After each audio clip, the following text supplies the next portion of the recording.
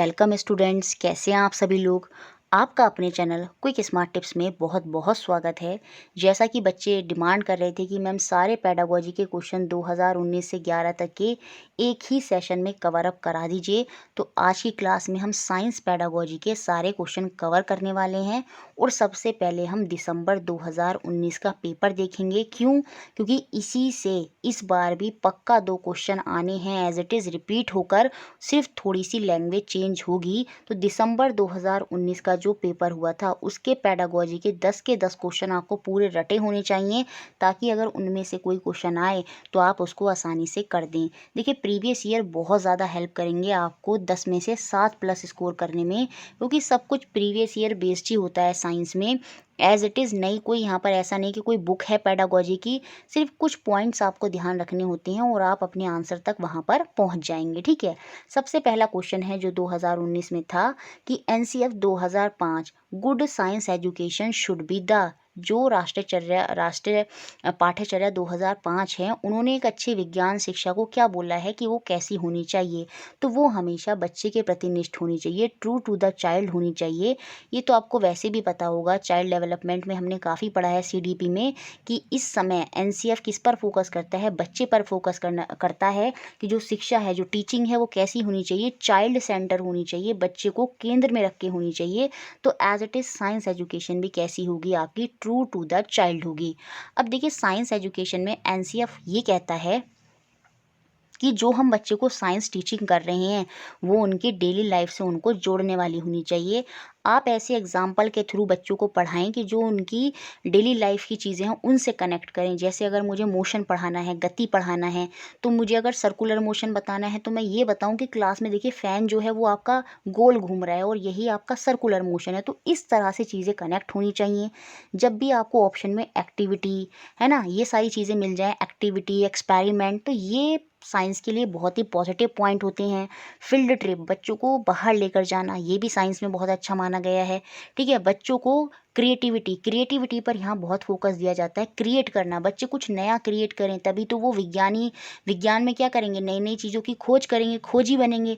जब वो चीज़ों को खुद से करेंगे तो यहाँ पर क्रिएटिविटी, बच्चों की जिज्ञासा को शांत करना है, क्योंकि साइंस में संदेहवाद होता है, बच्चों को चीज़ों को लेकर बहुत डाउट होता है, तो उनको क्लियर करना है, उनकी क्यूरियोसिटी को शांत करना है, प्रोजेक्ट कार्य देने हैं बच्चों को। तो इस तरह की चीज़ें साइंस में होनी चाहिए। और जब भी इससे रिलेटेड ऑप्शन आपको मिलें तो आप वहाँ पर वो उनको टिक कर देंगे, क्योंकि यही कुछ सेंटर बिंदु हैं जो आपको साइंस एजुकेशन में ध्यान रखने हैं। तो शिक्षा कैसी होनी चाहिए, ट्रू टू द चाइल्ड होनी चाहिए, बच्चे के प्रति ही निष्ठ होनी चाहिए। Next question, question number second, nature of science से क्वेश्चन बार बार बनता है पेडागोजी में, कि विज्ञान की प्रकृति कैसी है, कि विज्ञान क्या है, उसका नेचर क्या है, और उसके विषय में हमें वो कथन बताना है जो यहाँ पर सही नहीं है। देखिए, साइंस जो है वो अंतक विषयक इंटरडिसिप्लिनरी लर्निंग का क्षेत्र है। जी हाँ, क्योंकि साइंस में एक सब्जेक्ट नहीं होता, साइंस में बहुत सारे सब्जेक्ट कनेक्ट होते हैं। एसएसटी, ज्योग्राफी, हिस्ट्री, ये सारी चीज़ें भी साइंस में कनेक्ट होती हैं। तो ये तो साइंस की क्या कहते हैं, एक नेचर है, उसकी एक प्रकृति है। Science is always tentative, science जो है अस्थायी है। बिल्कुल, साइंस अस्थायी है, क्योंकि जो फैक्ट आज किसी साइंटिस्ट ने बोला है, हो सकता है कल को वो चेंज हो जाए। जो थ्योरम, जो लॉ उन्होंने बताया है वो चेंज हो सकता है। तो साइंस जो है वो अस्थायी है। जैसे कोल और पेट्रोलियम हम पढ़ते हैं साइंस में, तो वो आज तो हैं लेकिन कल को नहीं होंगे। तो यहाँ पर चीज़ें अस्थायी होती हैं, यही साइंस की एक प्रकृति होती है। साइंस प्रमोट स्पेक्टिसिज्म, यही ऑप्शन बच्चे वहाँ पर कर देते हैं कि यही साइंस की प्रकृति नहीं है, जबकि संदेहवाद जो होता है ये साइंस में एक साइंस का नेचर होता है। क्योंकि साइंस में हमें चीज़ों को लेकर डाउट होता है, हमेशा होता है, कि अगर आप चलते हुए फिसल गए तो आपको ज़रूर डाउट होगा, वहाँ पर संदेह होगा कि यार मैं क्यों फिसल गया। तो साइंस जो है संदेहवाद को बढ़ावा देती है, और इस संदेह से ही बहुत सी चीज़ों की खोज होती है, डिस्कवरी होती है। तो ये पॉइंट पॉजिटिव है, इसको निगेटिव नहीं समझना है। Science is equivalent to set of fact, यही यहाँ पर गलत हो जाएगा। सेट ऑफ फैक्ट की बात साइंस में नहीं होती, वो आप मैथमेटिक में कुछ फॉर्मूले के लिए बोल सकते हैं, लेकिन साइंस जो है वो तथ्यों के समुच्चय नहीं है, सेट ऑफ फैक्ट नहीं है, और यही साइंस की प्रकृति यहाँ पर नहीं होगी। थर्ड क्वेश्चन है कि हमें वो वैलिडिटी बतानी है जो सेटिस्फाई करेगी क्या, एक्टिविटी और एक्सपेरिमेंट। एक अच्छी विज्ञान शिक्षा पाठ्यचर्या की कौन सी वैधता की संतुष्टि क्रियाकलाप और प्रयोग द्वारा हो सकती है ना, कि हम बच्चे की कौन सी वैलिडिटी को क्या कहते हैं सेटिस्फाई कर सकते हैं एक्टिविटी और एक्सपेरिमेंट के माध्यम से।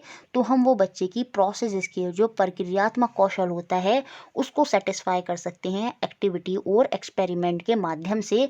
क्यों? क्योंकि हम एक्सपेरिमेंट और एक्टिविटी में ही क्या करेंगे, बच्चे को स्टेप बाय स्टेप चीज़ें बताएंगे। जैसे अगर मुझे बच्चे को कोई सर्किट बनवाना है जो इलेक्ट्रिसिटी में होता है, विद्युत परिपथ होता है, तो मैं वहाँ पर बच्चे को बोलूँगी पहले बल्ब क्या होता है, क्या वायर होते हैं, इनको कैसे कैसे कनेक्ट करेंगे, स्टेप बाय स्टेप चीज़ें एक्टिविटी के थ्रू मैं करवाऊँगी। और इन चीज़ों को कराने से क्या होगा, बच्चे का जो प्रक्रियात्मक कौशल है, प्रोसेस स्किल है, वो डेवलप हो जाएगा। तो वही वैलिडिटी यहाँ पर कनेक्ट होगी।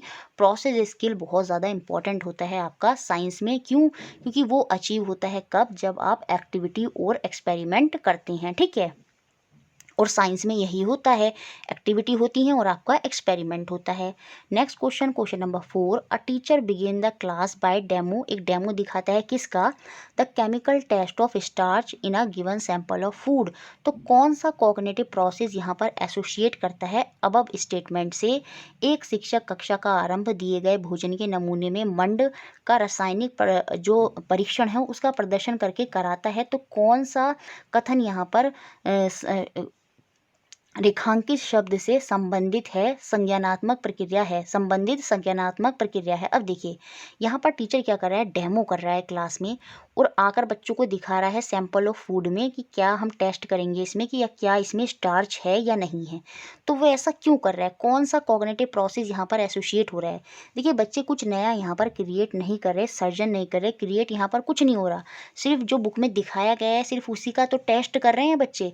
और जब उसी चीज़ का टेस्ट कर रहे हैं या फिर टीचर भी उसी चीज़ का टेस्ट कर कर वहाँ पर बता रहा है, तो कुछ क्रिएट यहाँ पर नहीं हो रहा। विश्लेषण यहाँ पर कुछ एनालाइज नहीं कर रहे बच्चे की कोई, क्यों ये चीज़ बारीकी से ऐसे क्यों है, या फिर इसमें इस तरह से और नई चीज़ें क्या हो सकती हैं। तो वहाँ पर हम उसका विश्लेषण नहीं कर रहे, बहुत सी नई चीज़ें वहाँ से नहीं निकाल रहे, तो विश्लेषण भी नहीं हो रहा। यहाँ पर तो सिंपल टेस्ट हो रहा है कि भोजन में स्टार्च है या नहीं है और वो कैसे होता है। क्योंकि टीचर क्या कर रही है, डेमो कर रही है, तो वो कर कर दिखा रही है कि वो कैसे होगा।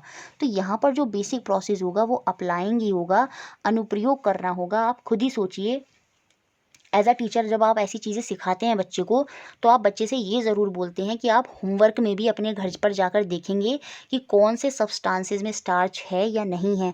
तो वहाँ पर आप क्या कर रहे हैं, बच्चे की अप्लाइंग स्किल जो अनुप्रयोग करने वाली कौशल है उसका विकास कर रहे हैं। तो इसलिए ऑप्शन नंबर सी यहाँ पर सही होगा। अंडरस्टैंडिंग यहाँ पर बोध कराना नहीं है, वो तो बुक में एज इट इज़ लिखा है तो बच्चा वहाँ से समझ गया है, लेकिन उसको अनुप्रयोग कैसे करना है उसका डेमोन्स्ट्रेशन वो टीचर कर रहा है, ताकि बच्चे भी अप्लाई करना उसको सीख जाएं कि किस तरह से उसको अप्लाई वहाँ पर करना है। तो ऑप्शन सी यहाँ पर सही है। नेक्स्ट क्वेश्चन, क्वेश्चन नंबर 5, कौन सी activity not provide the active learning among children. देखिए एक्टिव लर्निंग होती है और एक पैसिव लर्निंग होती है। एक्टिव लर्निंग जिसे हम सक्रिय अधिगम बोलते हैं, उसमें बच्चे खुद से पार्टिसिपेट करते हैं। जैसे बच्चे क्या कर रहे हैं, मतलब जैसे मंच वगैरह जो होते हैं स्टेट वगैरह पे परफॉर्मेंस देते हैं, तो वहाँ बच्चे खुद से पार्टिसिपेट कर रहे हैं। या कोई भी एक्सपेरिमेंट कर रहे हैं जहाँ पर बच्चे खुद खुद से इन्वॉल्व हैं, टीचर जो है सिर्फ गाइड कर रहा है, बच्चे खुद से कार्य कर रहे हैं, तो वो आपकी एक्टिव लर्निंग होती है। तो यहाँ पर कौन एक्टिव लर्निंग को प्रमोट नहीं कर रहा, तो वो है आपका listening to a lecture in a class. Class में व्याख्यान सुनना, इसमें क्या होगा, टीचर ही कार्य कर रहा है, बच्चा कुछ नहीं कर रहा, बच्चा तो बैठकर सुन रहा है, तो वो पैसिव हो गया। तो साइंस में कभी भी लेक्चर विधि जो होती है, व्याख्यान विधि जो होती है, वो बहुत ही अच्छी नहीं होती, बिल्कुल बेकार विधि मानी जाती है। क्यों? क्योंकि साइंस में तो हमें एक्टिविटी इन सब चीज़ों को प्रमोट करना है और वो यहाँ लेक्चर विधि से नहीं हो सकती। तो यही यहाँ पर एक्टिव लर्निंग नहीं करेगा बच्चे के अंदर। तो ऑप्शन डी ही यहाँ पर गलत है। नेक्स्ट क्वेश्चन, क्वेश्चन नंबर 6, और ये बहुत इंपॉर्टेंट क्वेश्चन है, 3 से 4 बार ये क्वेश्चन चेंज कर कर कर बार बार साइंस में आता रहता है। Which of the following tool is based on the technique of observation. कौन सा साधन अवलोकन आधारित है। देखिए आप साइंस में बच्चे को ऑब्जर्व कैसे कर सकते हैं? ओरल टेस्ट से बता सकते हैं कि आप बच्चे की क्या नॉलेज है? नहीं। रिटन टेस्ट से, पेपर पेंसिल टेस्ट से नहीं, इन सब चीज़ों से नहीं बता पाएंगे। लेकिन आप बच्चे के एनेक्डोटल रिकॉर्ड, वर्णन अभिलेख, जहाँ पर टीचर ने पहले से ही बच्चे का वर्णन कर रखा है 2-3 सालों का कि भैया बच्चा क्या है, और एनेक्डोटल रिकॉर्ड में बच्चा खुद भी लिखता है, जो डेली वो कार्य कर रहा है उन सब चीज़ों को वो लिखता है एक डायरी में। तो उसको देखकर आप बच्चे को ऑब्जर्व कर कर वहीं पर सबसे अच्छा अवलोकन आप बच्चे का कर पाएंगे। ओरल टेस्ट में आप एकदम से बच्चे के बारे में सारी चीज़ें नहीं जान सकते, लेकिन एनेक्डोटल रिकॉर्ड जहाँ पर बच्चा खुद अपने बारे में डेली लिखता है, वो क्या कर रहा है, क्या चीज़ें वहाँ पर उसने करी, तो उनके थ्रू आप बता सकते हैं, उसका ऑब्जर्वेशन वहाँ पर, अवलोकन वहाँ पर आप कर सकते हैं। तो एनेक्डोटल रिकॉर्ड ही यहाँ पर सही आंसर होगा ऑब्जर्व करने के लिए किसी बच्चे को। ठीक है। नेक्स्ट क्वेश्चन है, which of the following is used for finding the learning gap of learner in science? विज्ञान में निम्नलिखित में से किसके द्वारा सीखने की कमी का पता लगाया जा सकता है? फिर से वही चीज़ है, आप बच्चे की कमी कैसे पता लगाएंगे? उसको ऑब्जर्व कर कर, अवलोकन कर कर बच्चे का, और वो कैसे करेंगे? एनेक्डोटल रिकॉर्ड से। बिल्कुल। कॉन्सेप्ट मैप, याद रखिए साइंस में अवधारणा मानचित्र मैटर करता है और वर्णन अभिलेख भी मैटर करता है। तो इन दोनों के थ्रू ही आप बच्चे की जो कमियां हैं साइंस में उनके बारे में पता कर पाएंगे, क्योंकि वो एकदम से नहीं पता चल सकती, वो लंबे समय के रिकॉर्डों के माध्यम से ही पता चलेंगी कि बच्चे को क्या क्या नहीं आता है साइंस में। पोर्टफोलियो भी यहाँ पर होगा। जी हाँ, पोर्टफोलियो भी सही है, क्योंकि पोर्टफोलियो में क्या होता है, पूरे साल बच्चे ने क्या क्या करा वो सारी चीज़ें होती हैं, और उसके थ्रू आप देख पाएंगे अच्छा बच्चे ये एक्सपेरिमेंट सही से नहीं कर पाया, बच्चे ने ये एक्टिविटी सही से नहीं करी। तो वहाँ पर जो बच्चे का लर्निंग गैप है, सीखने की कमी है, वो आप वहाँ पर पता लगा सकते हैं पोर्टफोलियो से। लेकिन टर्म एंड अचीवमेंट टेस्ट जो सत्र के अंत में आपका परीक्षा होती है, उसके थ्रू आप साइंस में क्या क्या कमियाँ रह गई वो आप पता नहीं लगा पाएंगे। तो यहाँ पर ए बी सी ये तीनों ऑप्शन सही हो जाएंगे। इसका मतलब ऑप्शन नंबर 3 में आप पता लगा पाएंगे कि क्या सीखने की कमियां रहीं साइंस में, कि बच्चा क्यों नहीं चीज़ों को सीख पाया। तो ऑप्शन नंबर 3 यहाँ पर सही है। और ये तीनों जब भी कभी आ जाए, कोई सा भी एक ऑप्शन भी अगर आ जाए, चाहे वो एनेक्डोटल रिकॉर्ड हो, चाहे वो कॉन्सेप्ट मैप हो, चाहे वो पोर्टफोलियो हो, ये तीनों ही साइंस में अच्छे होते हैं किसी भी बच्चे के बारे में पता लगाने के लिए, उसको ऑब्जर्व करने के लिए।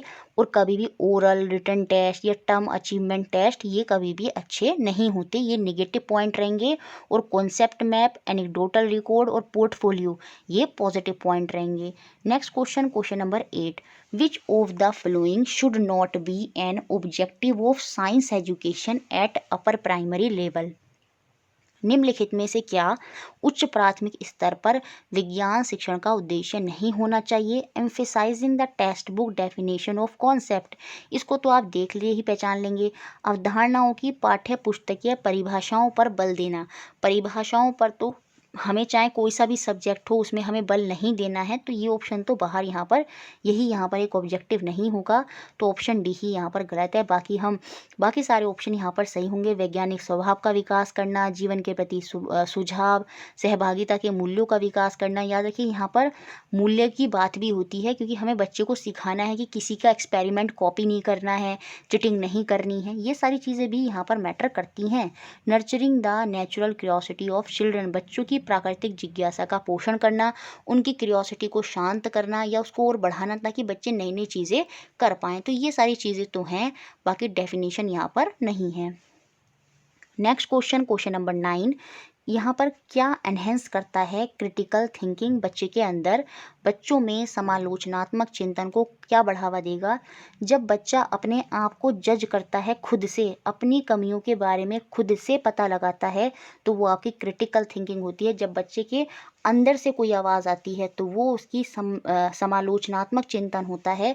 और वो कैसे हो सकता है यहाँ पर फुलफिल? तो ऑप्शन नंबर 3 यहाँ पर सही होगा। बच्चे asking children to discuss among themselves in group followed by sharing in large group, बच्चों को समूह में आपस में चर्चा और उसके उपरांत बड़े समूह में उसको साझा करना। इससे बच्चा क्या होगा, खुद की कमियों को खुद से जानेगा, खुद से उनको आपस में बच्चों के साथ डिस्कस करेंगे वो, और फिर आगे चल के उन्हें दूसरों को बताएंगे। यही यहाँ पर क्रिटिकल थिंकिंग से संबंधित होगा, ऑप्शन नंबर 3। ठीक है। नेक्स्ट क्वेश्चन, क्वेश्चन नंबर 10, जो कि आपका लास्ट क्वेश्चन है पेडागोजी का 2019 का। Anu took her class 8 children to field trip, है ना, बच्चों को भ्रमण के लिए लेकर जाती है। Which of the following could be the most appropriate objective for this activity. तो इसमें से कौन सा सबसे उपयुक्त उद्देश्य उसका रहा होगा, वो क्यों बच्चों को भ्रमण पर लेकर गई है। It encourage interaction among children, यह बच्चों के मध्य अंतःक्रिया को प्रेरित करता है। जी हाँ, बच्चे एक दूसरे को जानेंगे, इंटरेक्ट करेंगे, ठीक है, वो चीज़ भी वहाँ पर होगी। यह इट्स प्रमोट प्रोसेस स्किल। देखिए प्रोसेस स्किल जब भी आ जाए साइंस में तो वो पॉजिटिव पॉइंट होगा। It promote process skill through concrete experience, एक ठोस अनुभव के द्वारा प्रक्रिया कौशल को बढ़ावा देना। यहाँ पर जब बच्चे जाएंगे फील्ड ट्रिप पर, जब वो सामने की चीज़ों को देखेंगे तो उनसे कुछ ना कुछ सीखेंगे और प्रोसेस स्किल वहाँ पर डेवलप होगा। जैसे टीचर उनको किसी फैक्ट्री में ले गया और वहाँ पर उनको दिखाया कि देखिए बिस्किट कैसे बनते हैं, तो वहाँ पर उन्होंने ठोस अनुभव से देखा कि स्टेप बाय स्टेप चीज़ें कैसे हो रही हैं, तो प्रोसेस स्किल वहाँ पर डेवलप हो गया। तो ये तो बिल्कुल बहुत इंपॉर्टेंट है। प्रोसेस स्किल जो है एक्टिविटी और एक्सपेरिमेंट्स पर ही बेस्ड होता है, ठीक है। It enhance observation skill among the children, यह बच्चों में अवलोकन कौशल को बढ़ाता है। और ऑब्जर्वेशन स्किल साइंस में बहुत ज़्यादा इंपॉर्टेंट होती है, क्योंकि जो एक्सपेरिमेंट है जब टीचर कर रहा है तो बच्चे उनको ऑब्जर्व ही करते हैं, उनका अवलोकन ही करते हैं, उनको समझते हैं, उनको गहन दृष्टि से उनको देखते हैं ताकि वो उनको खुद कर पाएँ। तो अवलोकन, प्रोसेस स्किल, ये सारी चीज़ें साइंस में बहुत इंपॉर्टेंट होती हैं। It break the monotony of class as well as the teacher, यही यहाँ पर नेगेटिव पॉइंट है। बाकी ए बी सी तीनों यहाँ पर पॉजिटिव पॉइंट हैं, तो यही हमारा आंसर हो जाएगा। तो ये था हमारा दिसंबर 2019 का पेपर जो काफ़ी आसान था। अगर इस तरह का पेपर आता है तो आप आसानी से बहुत अच्छा स्कोर कर लेंगे पेडागोजी में। अब हम देखेंगे आगे जुलाई 2019 का क्वेश्चन पेपर और उसके पेडागोजी के क्वेश्चन। और देखिए आप ये जो जुलाई 2019 का पेपर देखेंगे ना, ये और भी पहले हुआ है, मतलब इसकी कॉपी जो हुई होगी वो दिसंबर 2019 में हुई होगी। और दिसंबर 2019 में जुलाई 2019 के काफ़ी क्वेश्चन एज इट इज़ वहाँ पर देखने को मिले थे। इसलिए इस बार भी ऐसा ही हो सकता है, दिसंबर 2019 के क्वेश्चन आपको जनवरी 2021 में देखने को मिले। Which of the following are developed by science, विज्ञान से किसका विकास होता है ना, किसका विकास विज्ञान द्वारा किया जा सकता है। इक्विटी, निष्पक्षता, जी हाँ, हम बच्चों को सिखाते हैं कि अपने एक्सपेरिमेंट खुद करें, खुद से चीज़ों को सॉल्व करें, खुद से खोज करने की कोशिश करें, खुद से क्रिएटिविटी अपने दिमाग में लाएं, नए नए आइडियाज सोचें। तो वहाँ पर निष्पक्षता की बात आ जाती है। ये बात बिल्कुल सही है कि हमें एक दूसरे से चिटिंग नहीं करनी है, एक दूसरे के एक्सपेरिमेंट कॉपी नहीं करने हैं। साइंटिफिक एटीट्यूड, जी हाँ, वैज्ञानिक दृष्टिकोण, बच्चे की जो सोच हो वो वैज्ञानिक हो जाए। साइंटिफिक टेम्पर्स, बच्चे का स्वभाव भी कैसा हो जाए, वो वैज्ञानिक हो जाए। ये सारी चीज़ें डेवलप होती हैं। बाकी स्टैटिक माइंडसेट, बच्चे का एक स्थिर माइंडसेट हो जाए कि बच्चा और चीज़ों के बारे में ना सोचे, ऐसा बिल्कुल नहीं होता साइंस में। तो यहाँ पर जो आंसर हो जाएगा वो होगा ऑप्शन नंबर सेकंड, ए, बी और सी। पहचानना बहुत आसान था और हो सकता है इस बार एक आ जाए। तो याद रखिए इक्विटी, निष्पक्षता, साइंटिफिक एटीट्यूड, साइंटिफिक टेम्पर, ये सब कुछ डेवलप होते हैं किससे, साइंस से, विज्ञान से। Next question, question number second देखिए, 2019 में भी ऐसा क्वेश्चन था और 2019 जुलाई में भी ऐसा क्वेश्चन था। तो दिसंबर वालों ने कॉपी किया फिर से, कहाँ से, जुलाई 2019 से। Which of the following statement is not true with respect to the nature of science, विज्ञान की प्रकृति के संदर्भ में कौन सा कथन सही नहीं है। ये दोनों कथन तो सही है एज इट इज़। और it is a process of constructing knowledge, जी हाँ, फिर से यही ऑप्शन, ऑप्शन नंबर डी गलत होगा। Science is static in nature, science की प्रकृति स्थिर है, जी नहीं, इसकी प्रकृति स्थिर नहीं है, ये इसमें चेंजेस होते रहते हैं। पहले जब हम बचपन में थे हम पढ़ते थे 9 प्लैनेट हैं और आज हमारे 8 प्लैनेट हैं, तो इसकी प्रकृति जो है वो फिक्स नहीं है, स्थिर जो है वो नहीं है, और यही इसका नेचर नहीं होता।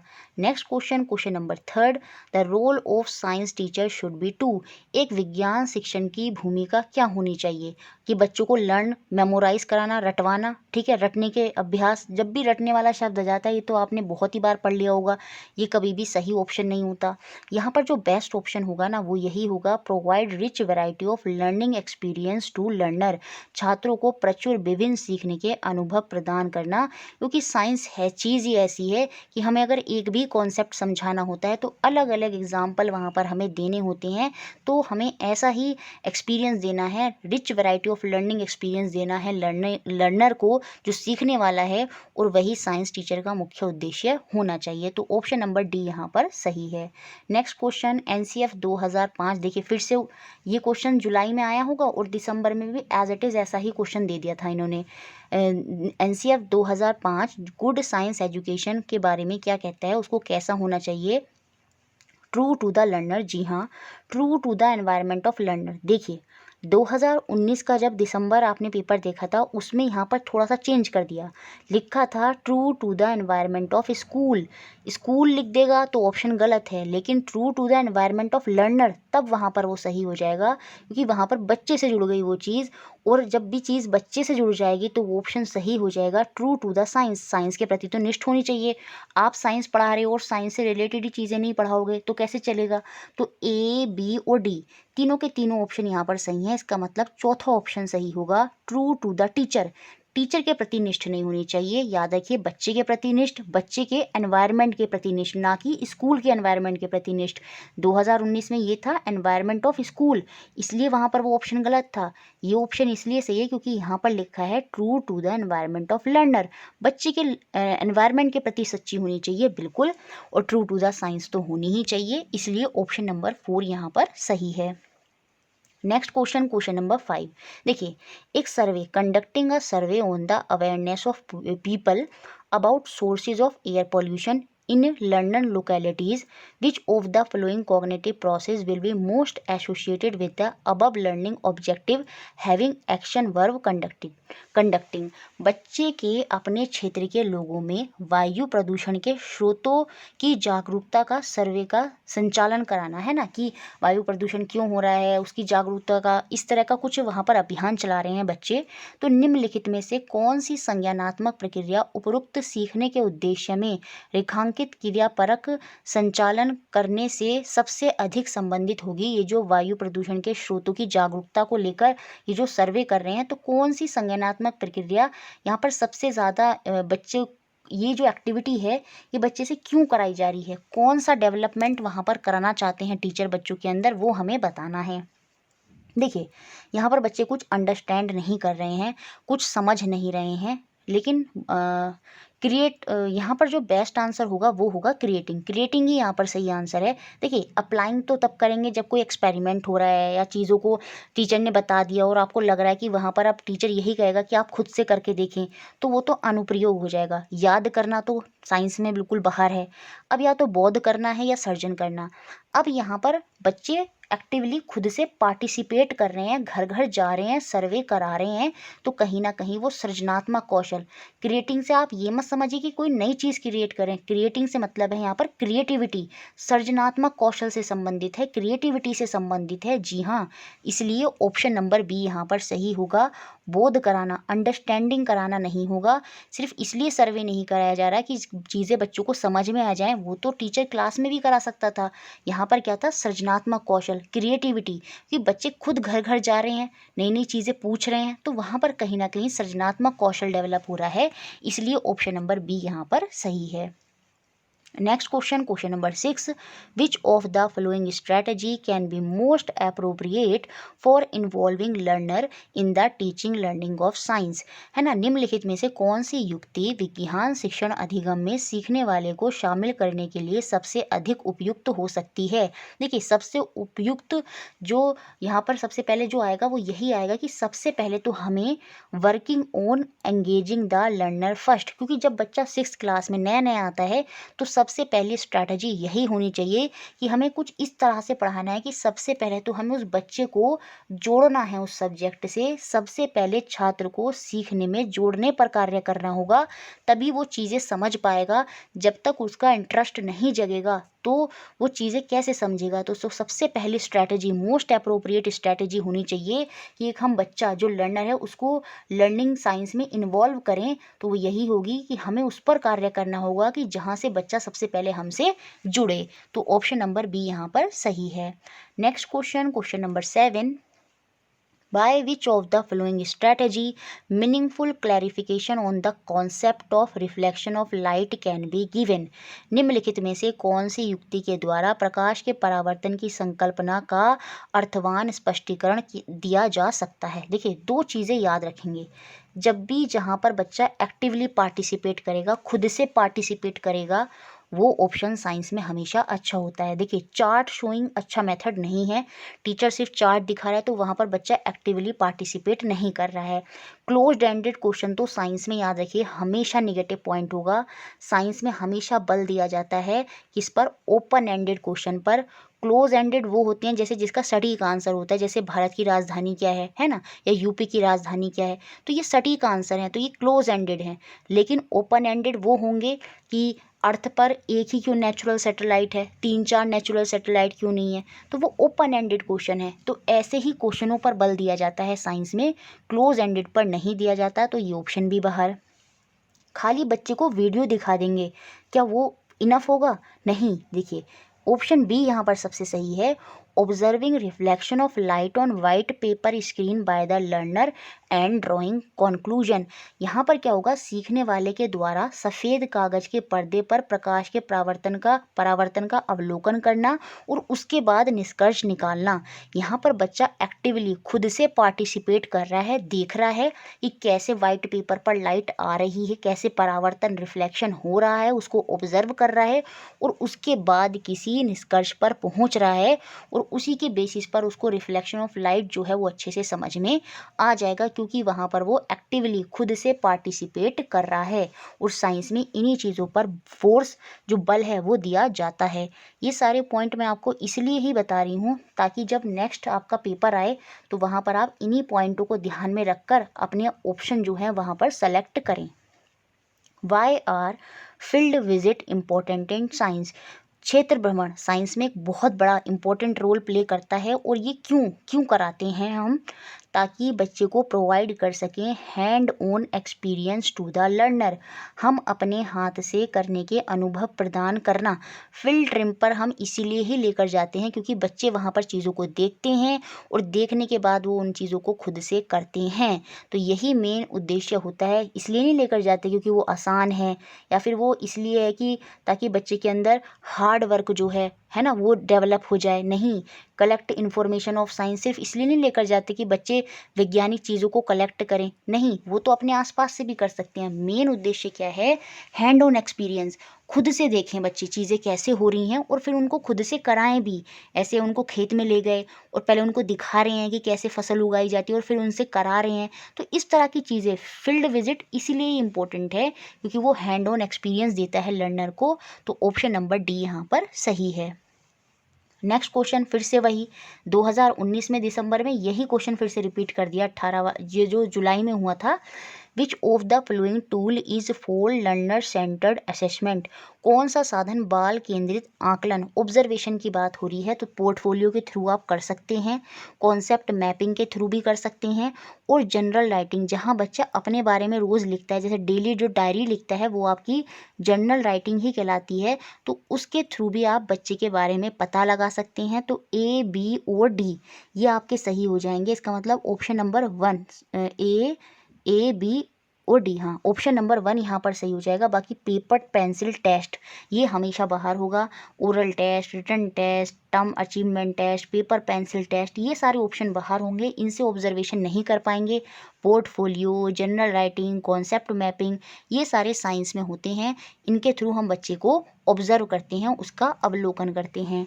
नेक्स्ट और लास्ट क्वेश्चन जो जुलाई 2019 में था, क्या assessment as learning in science means? विज्ञान में सीखने जैसा आकलन क्या होता है? देखिए वहाँ पर क्वेश्चन था क्रिटिकल थिंकिंग से। क्रिटिकल थिंकिंग भी वही होता है जहाँ बच्चा खुद के बारे में जानता है।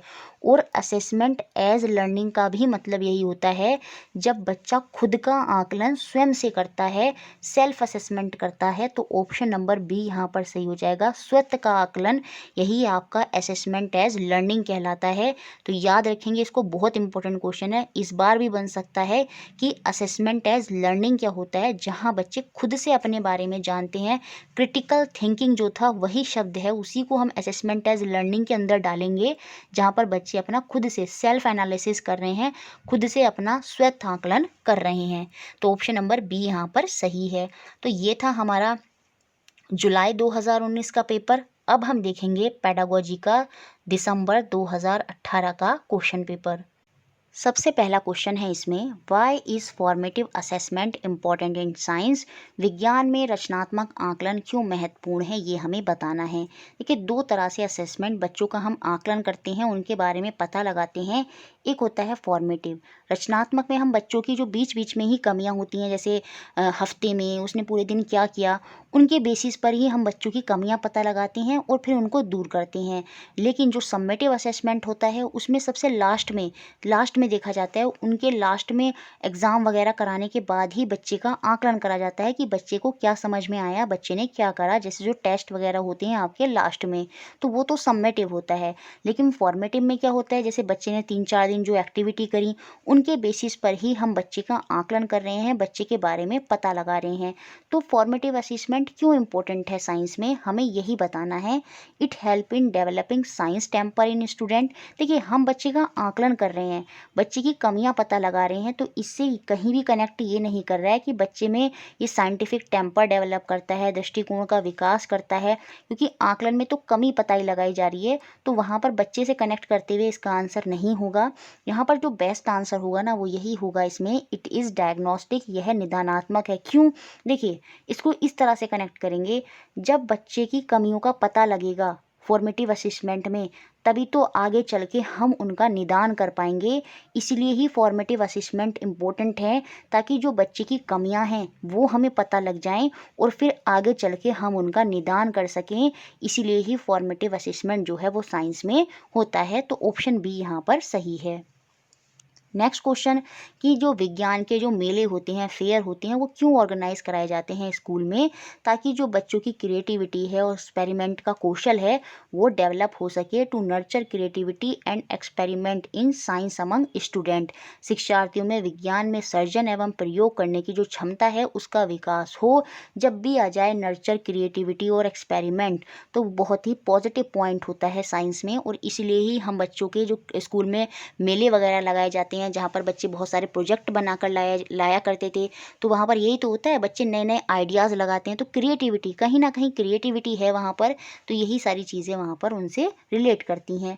Next question, question number 3, as a teacher which one of the following do you find most appropriate for scientific approach of teaching to teaching.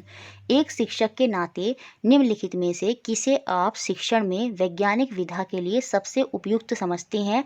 जब आप साइंस पढ़ा रहे हैं तो आपको कौन सी अप्रोच सबसे ज़्यादा साइंटिफिक लगती है पढ़ाते हुए, हमें ये बताना है। तो यहाँ पर फिर से एक्टिविटी, जब भी एक्टिविटी आ जाए तो वो ऑप्शन आपका सबसे बेस्ट होगा। Ask the student to perform activities related to the concept. अवधारणाओं से संबंधित गतिविधियों को शिक्षार्थियों को कराना, यही सबसे बेस्ट अप्रोच होती है। क्यों? क्योंकि साइंस में एनसीएफ यही कहता है, हमें वो एक्टिविटी करानी है, बच्चे को खुद इन्वॉल्व कराना है, बच्चा चीज़ों को करे, खुद से खोजी बने, वो सारी चीज़ें हैं। तो इसलिए हम वो कब करा सकते हैं, जब बच्चों से हम एक्टिविटी कराएंगे। तो एक्टिविटी ही सबसे बड़ी साइंटिफिक अप्रोच होती है साइंस में। इसलिए ऑप्शन नंबर सी यहाँ पर बिल्कुल सही है।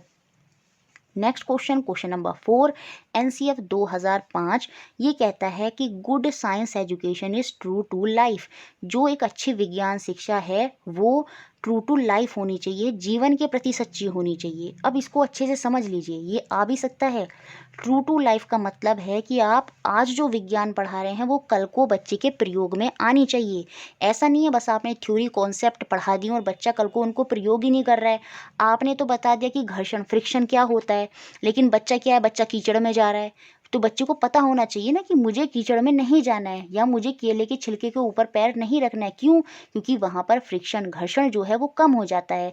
तो हमें कुछ इस तरह की एजुकेशन देनी है कि जो बच्चे की लाइफ से कनेक्ट करे, ताकि वो कल को जब बाहर के एनवायरनमेंट में जाए तो उन चीज़ों को अपने आप से जोड़े और समझे। ठीक है, तो यहाँ पर जो बेस्ट आंसर होगा वो ये होगा option number 4, science should prepare the child to the world of work. विज्ञान जो है बालक को कार्य की दुनिया में प्रवेश हेतु तैयार करे। इस तरह की शिक्षा हमें बच्चे को देनी चाहिए। कैसी होनी चाहिए? वो ट्रू टू द लाइफ होनी चाहिए। उसकी ज़िंदगी को जोड़ने से कनेक्ट करते हुए हमें उसको शिक्षा देनी है। Next question, question number 5, which one of the following is not the quality of scientific aptitude. निम्नलिखित में से कौन सा वैज्ञानिक दृष्टिकोण का गुण नहीं है, ये हमें बताना है। तो सीधा सा आंसर यहाँ पर हमें दिख रहा है, कठिन कार्य, हार्ड वर्क हमें बच्चों से नहीं कराना है। ये बहुत ही बैड अप्रोच होती है।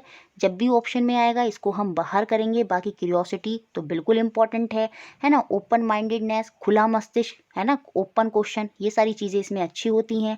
Objectivity in approach to problem, समस्याओं के प्रति व्यवहार में वस्तुनिष्ठता, तो ये सारे पॉइंट इसमें पॉजिटिव हैं। बाकी हार्ड वर्क हमें नहीं कराना है, वो एक साइंटिफिक एटीट्यूड, वैज्ञानिक दृष्टिकोण का जो गुण है वो इसमें नहीं होगा। ठीक है, next question, question number 6, Hari want to teach the circular motion to class 6 student, which one of the following be the best method. Hari जो है कक्षा 6 के शिक्षार्थियों को घूर्णन पढ़ाना चाहता है, तो कौन सी सबसे अच्छी विधा होगी? तो इसमें सबसे अच्छी विधा फिर से वही हो जाएगी, एक्टिविटी बेस्ड टीचिंग। वो कोई ऐसी एक्टिविटी कराए, जैसे बच्चों से ये बोले कि आप सर्कल में बैठें और ट्रेन चलाएं, गोल गोल घूमें, तो फिर बच्चों को वो बोलेगा कि आप इस तरह से जब सर्किल में गोल घूम रहे हैं ना, तो ये कैसा मोशन है, ये कैसी गति है, ये सर्कुलर मोशन है। तो वो एक्टिविटी बेस्ड टीचिंग से ही बेस्ट मेथड होगा। तो ऑप्शन नंबर ए यहाँ पर सही है। जब भी एक्टिविटी बेस्ड कुछ आ जाए साइंस में तो वो ऑप्शन ज़्यादातर अच्छा ही होगा उसमें। ठीक है, which one of the following is an important aim of learning science. कौन सा विज्ञान अधिगम का एक महत्वपूर्ण उद्देश्य है, ये हमें बताना है। अब देखिए, ये उद्देश्य नहीं होगा कि खाली साइंस का कंटेंट, जो साइंस की थ्योरी है उसको कलेक्ट करना, नहीं, ये अच्छा उद्देश्य नहीं है कि खाली जो विषय से रिलेटेड संबंधित विषय वस्तु को जो है सिर्फ उसकी जानकारी को एकत्रित करना, ये साइंस का कभी भी उद्देश्य नहीं होना। हमें तो बच्चों को लाइफ से जोड़ना है, उन्हें एक्टिविटी करानी है, उनको क्यूरियस बनाना है, उनकी जिज्ञासा, जो उनकी जिज्ञासा है उनको जगाना है ना, ओपन एंडेड क्वेश्चन उनसे पूछने हैं। तो ये चीज़ तो नहीं होगी कि खाली आप थ्योरी जोड़ के रख लो। ठीक है, to help the fellow colleague in getting knowledge of science, ये होना चाहिए अपने सहपाठियों को विज्ञान का ज्ञान अर्जन कराने में सहायता हो। नहीं, ऐसे थोड़ी कि आप अपने दोस्तों को अच्छा सिखा पाएँ, ऐसा कुछ नहीं होता, ये भी बाहर। अब बच्चे कंफ्यूज होंगे ऑप्शन बी या डी में, to get knowledge of science, विज्ञान का ज्ञान अर्जित करना, या to imbibe the value of honesty, integrity, cooperation among learner. बच्चे सोचेंगे ये तो मोरल में है, तो ये यहाँ पर क्यों होगा, लेकिन यही यहाँ पर आंसर होगा। क्यों? क्योंकि मुख्य एम में ये नहीं आएगा to get knowledge of science. मुख्य एम वो होता to apply the knowledge which you are giving. सिर्फ नॉलेज पाना साइंस का उद्देश्य नहीं है, ज्ञान का अर्जन करना साइंस में मुख्य उद्देश्य नहीं है, उस ज्ञान का प्रयोग करना, उस ज्ञान का प्रयोग करना साइंस में मुख्य उद्देश्य है। इसीलिए ऑप्शन डी भी बाहर हुआ। तो ऑप्शन बी इसलिए सही होगा, हमें ऑनेस्टी, ईमानदारी बच्चे को सिखानी है। इंटीग्रिटी साइंस में बहुत इंपॉर्टेंट है। अखंडता, एकता बच्चे के अंदर होनी चाहिए, क्योंकि यहाँ पर बच्चे प्रोजेक्ट कार्य करते हैं। प्रोजेक्ट में 4-5 बच्चे मिलकर एक साथ कार्य करते हैं और उनमें इंटीग्रिटी नहीं होगी तो वो कार्य नहीं कर पाएंगे। कोऑपरेशन नहीं होगा तो वो क्लास में एक्सपेरिमेंट, जब वो लैब में जाएंगे तो वो एक्सपेरिमेंट नहीं करेंगे। ऑनेस्टी भी यहाँ मैटर करेगी। क्यों? क्योंकि जब बच्चे लैब में एक्सपेरिमेंट कर रहे हैं तो बच्चे एक एक्सपेरिमेंट किसी का चिटिंग करके कॉपी ना करने, तो उनमें ऑनेस्टी होनी चाहिए। क्योंकि इतने टीचर तो होते नहीं कि वो पर्टिकुलर सीट पे जाके हर बच्चे का एक्सपेरिमेंट देखें, तो वहाँ पर ऑनेस्टी होनी चाहिए, इंटीग्रिटी होनी चाहिए, कोऑपरेशन होना चाहिए बच्चों में, ताकि वो एक साथ काफ़ी चीज़ें कर सकें। क्योंकि वहाँ पर उन्हें एक्टिविटी जो करनी होती है वो सारे समूह में ही तो करते हैं, है ना। जब वहाँ पर क्यूरियोसिटी क्वेश्चन पूछे जाते हैं वो सब समूह में होते हैं, और जब वो फील्ड ट्रिप पर जाते हैं तो वहाँ पर भी वो ग्रुप में ही जा रहे हैं, और ग्रुप में जब बच्चे जा रहे हैं तो कहीं ना कहीं उनमें ऑनेस्टी, इंटीग्रिटी और कोऑपरेशन आना चाहिए। तो इस हिसाब से ऑप्शन बी यहाँ पर बिल्कुल सही है। The continuous and comprehensive evaluation in science means, इसे ही हम क्या बोलते हैं, सम्मेटिव और फॉर्मेटिव असेसमेंट बोलते हैं।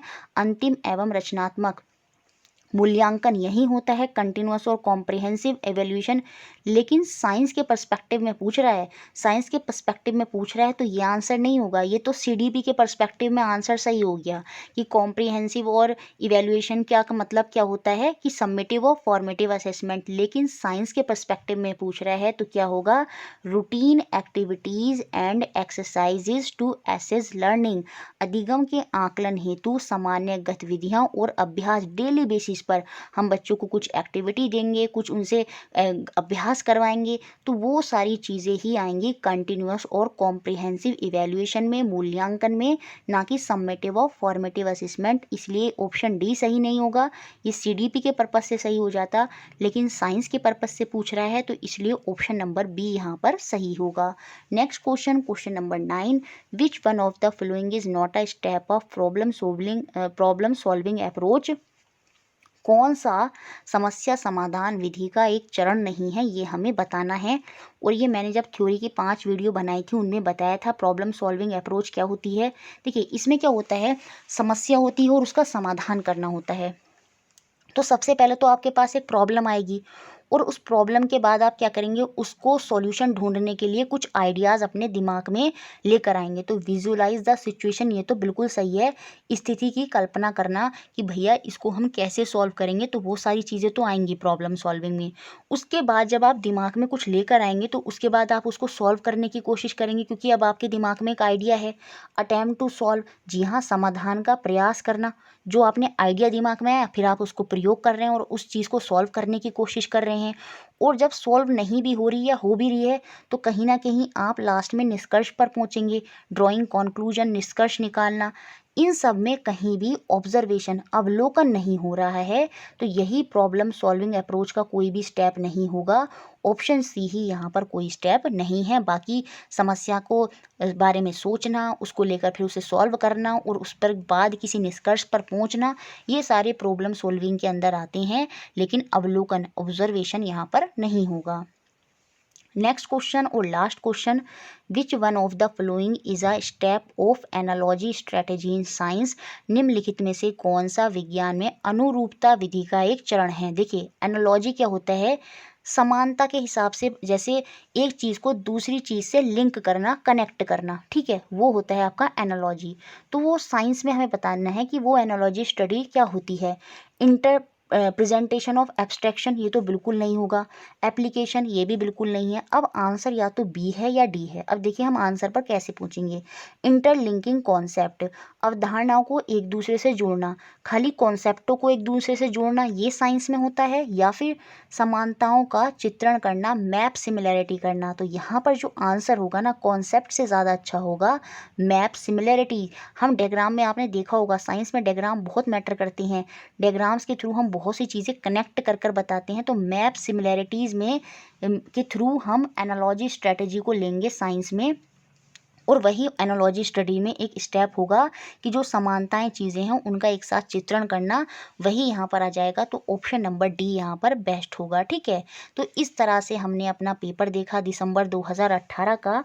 अब हम देखेंगे सितंबर 2016 का पेपर सॉल्यूशन, जिसमें आपका फर्स्ट क्वेश्चन है, which of the following is not a purpose of conducting practical experiment activity in science. विज्ञान में व्यवहारिक प्रयोगात्मक गतिविधियां संचालित करने का उद्देश्य निम्नलिखित में से कौन सा नहीं है, ये हमें बताना है। तो पहला ही ऑप्शन गलत है। कभी भी टीचर का ये उद्देश्य नहीं होगा कि बच्चा साइंस में अच्छा स्कोर करे, कैसे उसके मार्क्स आए हैं।